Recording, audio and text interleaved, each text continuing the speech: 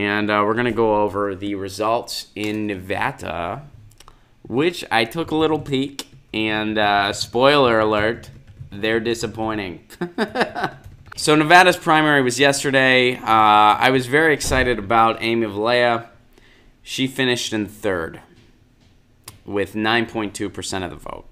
I want to look at District 3. I want to see how Michael Weiss did. So let's go over to that. Michael Weiss came in second with 8.2% of the vote, but he did not win. He won't be advancing. So, you know, I'm not going to... I'm not going to have a big bummer-a-thon about the election results in Nevada because I did that for California, and it was a pretty... it was one of our more depressing episodes. Probably the most depressing ever. I was a little mad. I'm not going to lie. My girlfriend got the brunt of me venting. I vented to her on Tuesday night to the point where I'm pretty sure she stopped listening. I don't blame her. I hope she did. I mean, I just vented. I wasn't, you know, I wasn't mean or anything. I was just venting. But come on, who wants to hear that after a while? I get it.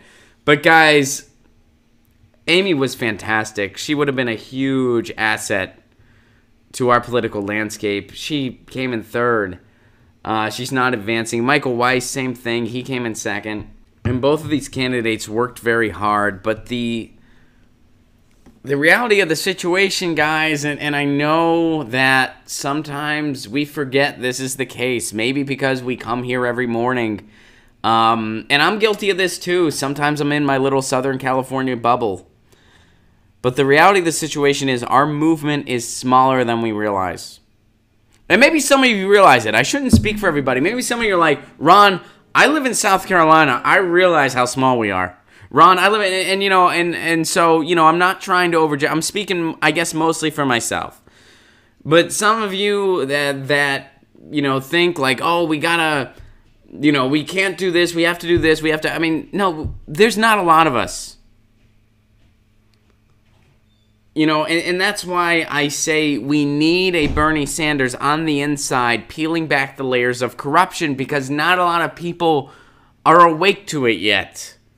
That doesn't mean those people are bad or they're wrong or they're ill-informed or they're well, they might be misinformed, but it doesn't mean they're bad people or that they're dumb or anything like that. It just means, you know, maybe they don't pay attention as much to this stuff because maybe they're working 2 or 3 jobs to survive. Or maybe they know for their own mental sanity they can't be reading the news 24/7.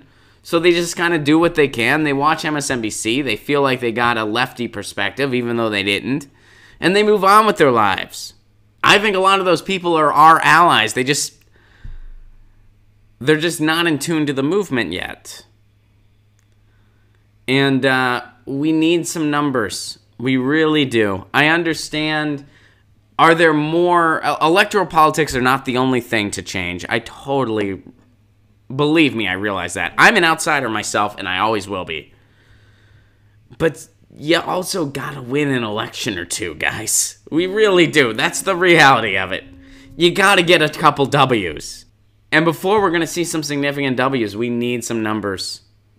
You know, it's important we talk about how corrupt the two-party system is because a lot of people are open to that message. A lot of people are open to real populism, not the fake stuff Donald Trump sold, but real populism.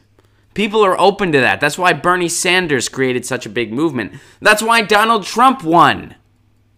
Donald Trump ran on this idea of a Republican populist, which is a lie and an oxymoron. It's not real. But he sold it, and it worked. It worked. He's not delivering on it.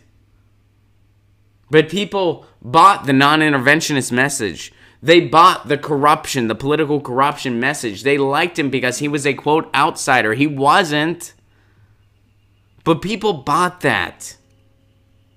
I'll go to the chat, see what you guys are saying.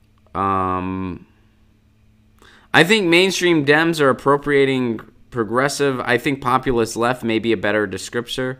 Maybe. I think people are just despondent at this point. They just don't see their lives getting better and have lost hope. I think a lot of people have, yeah. No one wants to give up their lattes and Netflix. Who said you had to? You don't. Ro Khanna endorsed corrupt Joe Crawley and praised his... Well, he actually did a dual endorsement, and you pointed that out, Yarrow. Kyle Kalinske tweeted that Ro broke his heart. Ro does not have the ability to break my heart. No offense to Ro, but the only people that can break my heart... Well, the only person that can break my heart right now is my girlfriend. I hope she chooses not to do that. But Kyle shouldn't let stuff like that break his heart. A shitstorm ensued today as Ro co-endorsed Alexandra Ocasio-Cortez. I heard about that. I heard Ro co-endorsed. Why he endorsed Joe Crawley in the first place, I don't know. I don't know why he did that. I'd love to have him on the show to talk about it. I like Ro. Ro's done some good things. He's done some things that I disagree with, and that's certainly one of them. And I'd be curious to talk to him about it. And instead of speculating why he did what he did, I'd rather have him on to talk to him about it and say, why did you endorse this person? A revolution, Zero Divisor says, a revolution is going to require people to give up some of their comforts. People want stability. Revolutions are scary. Fair enough. That's true. But a revolution is also 100% necessary. All right, so that was some on the results. Hey guys, thanks for watching. That was a clip from Get Your News On with Ron, the world's first viewer-curated streaming news show. What does that mean? That means I log on to a stream and people tweet me articles over on Twitter at Ron Placone, or they use our Reddit subsection, which is just Get Your News On with Ron over on Reddit. And that's how we build the show. I'm seeing all these articles for the first time. We are literally getting our news on together. Follow me on Twitter at Ron Placone so you can participate. And this show streams live every Tuesday through Friday at 10 a.m. Pacific Standard Time. So please do tune in. If you want to support this show, you can do so over on patreon.com/Ron Placone, where for as low as $1 a month, you get access to exclusive podcasts every week, exclusive videos, free tickets to shows when I'm performing in your town, and more for as low as $1 a month. Please do consider it. Thank you so much for your support. This has been Get Your News On with Ron.